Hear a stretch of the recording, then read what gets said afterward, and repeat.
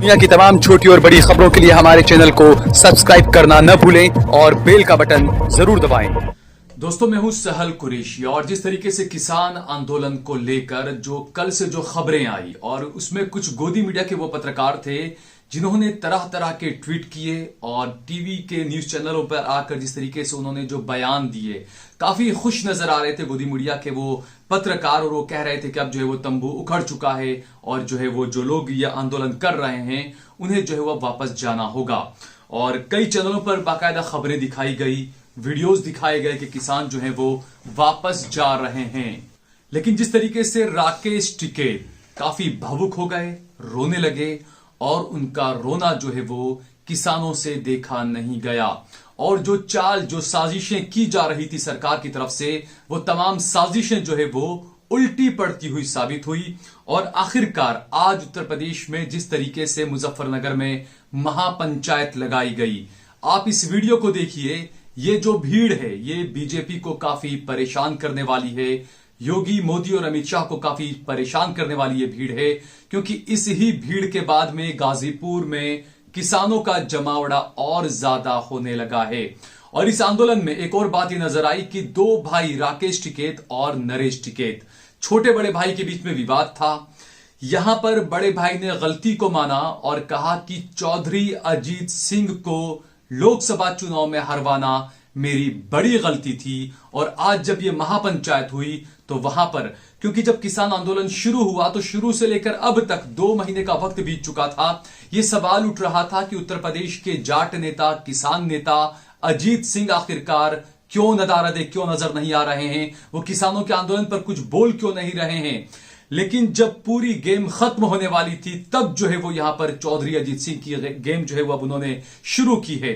महापंचायत में जिस तरीके से भीड़ उमड़ी और वहां पर चौधरी अजीत सिंह और उनके बेटे ने जो बातें कही, जो बातें निकलकर सामने आई, उससे अब ये तय हो चुका है कि मोदी शाह के लिए अब आगे की राह और ज्यादा मुश्किल होगी।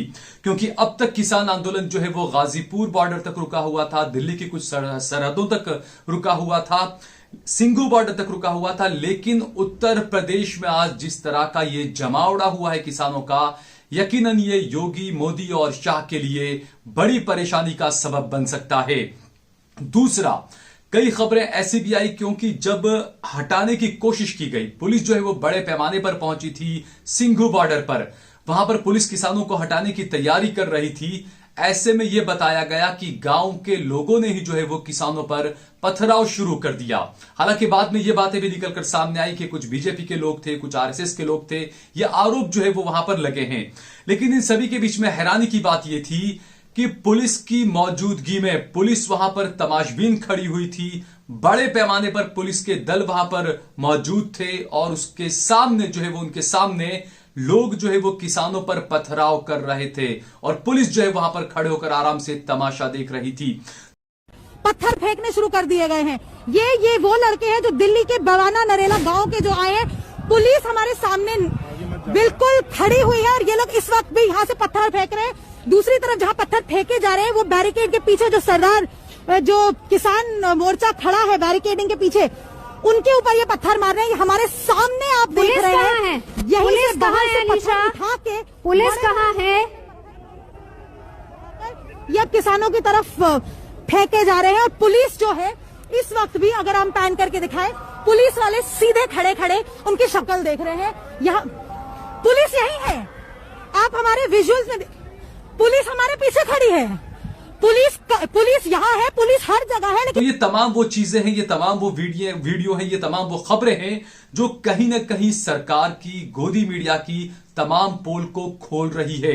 वहीं दूसरी तरफ आज दिल्ली से एक अचानक एक खबर आई कि इजराइल की एम्बेसी के बाहर धमाका हुआ है। आप सोचिए, बिल्कुल ये हैरान करने वाली खबर है क्योंकि इस तरीके के धमाके होना, और ये बिल्कुल देश के लिए तमाम चीजें सही नहीं है। यहां पर गोदी मीडिया ने इन बातों को जरूर उठाया, लेकिन यहां पर सबसे बड़ा सवाल ये उठता है कि दिल्ली के अंदर 2 दिन पहले जिस तरीके की जो हिंसा हुई, लाल किले पर जिस तरीके से किसान पहुंचे, उसको लेकर तरह तरह के सवाल उठने लगे। राहुल गांधी ने कहा कि आखिरकार लाल किले पर किसान पहुंचे कैसे, किसकी इजाजत थी, पुलिस ने क्यों नहीं रोका, इसके जवाब अमित शाह को देना चाहिए। लेकिन उससे आगे अब यह सवाल भी उठना चाहिए कि दिल्ली में जब इतनी बड़ी हिंसा हो चुकी थी, उस पर सवाल उठ रहे थे कि क्या इतना कमजोर है खुफिया विभाग मोदी सरकार का कि उन्हें इस बात का अंदेशा नहीं हुआ। यही सवाल अब भी उठता है कि 2 दिन पहले जब इतनी बड़ी हिंसा हुई हो दिल्ली में, और ऐसे में जो एम्बेसी है, इजराइल एम्बेसी, उसके बाहर धमाका होना, क्या यह सुरक्षा के लिए बड़ा फेल्योर नहीं है? क्या किसी की हिम्मत है कि वो गृह मंत्री अमित शाह से इस्तीफा मांग सकें? लेकिन जिस तरीके से जो कहा जाता है कि यह गोदी मीडिया है, यह उन खबरों को नहीं उठाएगा। इस गोदी मीडिया के अंदर वो ताकत नहीं है कि वो सीधे सवाल करे सत्ता में बैठे हुए लोगों से, वो सीधे सवाल करे गृह मंत्री से, वो सीधे सवाल करे प्रधानमंत्री से। आप इस बात का तस्वुर करके देखिए कि 2014 में जब इस तरह के कोई हमले होते थे, कोई धमाका होता था, तो यही गोदी मीडिया के पत्रकार सूट बूट में स्टूडियो में आकर बैठते थे और किस तरीके से वो मनमोहन सिंह से इस्तीफा मांगते थे। उस टाइम में जो गृह मंत्री रहे हैं, चाहे वो चिदंबरम हो, शिवराज सिंह पाटिल हो, उन लोगों से किस तरीके से इस्तीफा मांगा जाता था। लेकिन यह हमला हुआ, इतना सब कुछ जो कुछ हुआ, दिल्ली में जो हिंसा हुई, क्या आपको कहीं किसी एक चैनल पर भी किसी पत्रकार की यह आवाज सुनाई दी कि प्रधानमंत्री जवाब दीजिए, गृह मंत्री जवाब दीजिए या इस्तीफा दीजिए? तो इस तरीके से हम जो है वो, इसीलिए हम बार बार इस बात को कहते हैं कि जो मीडिया है वो अपनी जो कारकिर्दगी उनकी जो रही है, लेकिन 2014 के बाद से जिस तरीके से मीडिया ने जो काम किया है, यकीनन देश की जनता को इसके बारे में सोचना चाहिए कि मीडिया आप लोगों को क्या दिखा रहा है, आपके असली मुद्दे क्या हैं, लेकिन आपको किस तरीके से उलझाया जा रहा है। जो असली खबरें हैं, जो सच्ची खबरें हैं, जो आप तक पहुंचाई जानी चाहिए, वो खबरें आप तक नहीं पहुंच रही है। जो देश के जो मुद्दे हैं, अन्नदाता सड़क पर बैठा हुआ है, उसके मुद्दों को सुलझाना चाहिए, लेकिन उसको उलझाने की कोशिश जो है वो मोदी सरकार की तरफ से बार बार की गई, और नतीजा ये हुआ कि गाजीपुर बॉर्डर पर जो है वो किसानों का जबरदस्त जमावड़ा बढ़ता ही जा रहा है। और ऐसे में जो है वो अब देखना ये होगा कि आखिरकार अगला कदम क्या होगा, और ये जो आंदोलन चल रहा है किसानों का, ये आखिर अब कहां तक जाएगा। क्या मोदी सरकार को अब पीछे हटना ही पड़ेगा, या इसमें अब किस शक्ल में जो है वो क्या नतीजा इसका निकलेगा, ये अब देखना होगा। लेकिन इन पूरे आंदोलनों को लेकर और जो हिंसा हुई थी दिल्ली में, इसको लेकर ये अब तकरीबन तय हो चुका है कि देश की राजनीति अब जो है वो बहुत जल्द बदलने वाली है। क्योंकि उत्तर प्रदेश में जो अजीत सिंह बिल्कुल खत्म होने की कगार पर थे, 2014 के और 2019 के लोकसभा चुनाव में उनका क्या हाल हुआ ये सभी को पता है। लेकिन आज की जो महापंचायत थी, और आज जिस तरीके से अजीत सिंह और उनके बेटे का जो रोल रहा इस महापंचायत में, ये यकीनन हम बार बार इस बात को कह रहे हैं कि आने वाली राह जो है वो मोदी और अमित शाह के लिए आसान नहीं होगी।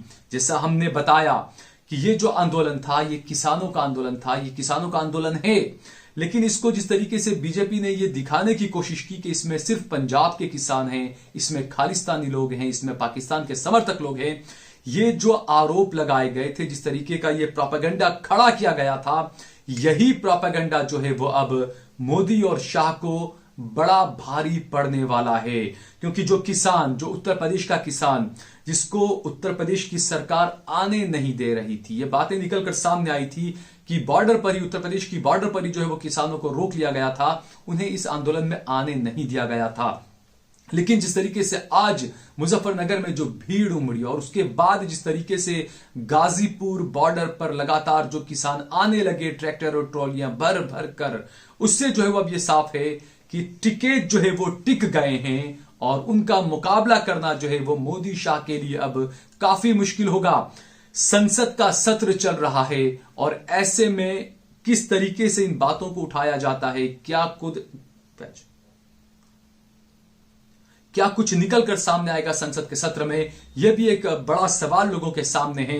लेकिन फिलहाल तो यह हुआ कि संसद का जो सत्र हुआ और जो राष्ट्रपति का अभिभाषण जो हुआ, उसका बाइकआउट जो है वो तकरीबन 19 विपक्षी पार्टियों ने किया है।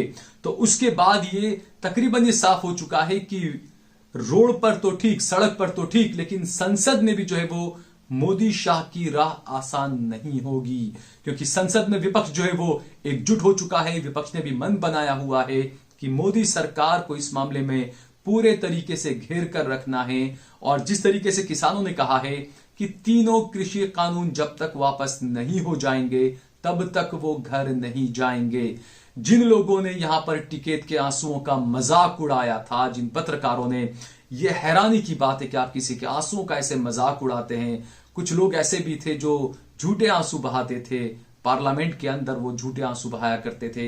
ये मीडिया उसको बढ़ा चढ़ा कर दिखाया करता था, लेकिन जब एक अन्नदाता जो है वो आंसू बहा रहा है तो उसका जो इस मीडिया ने मजाक उड़ाया है, इस पार्टी के कुछ नेताओं ने जो है मजाक उड़ाया है।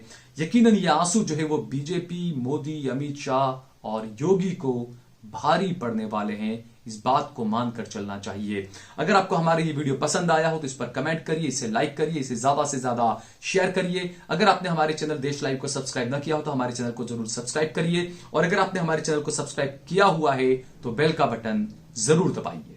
आप देख रहे हैं देश लाइव, देश की आवाज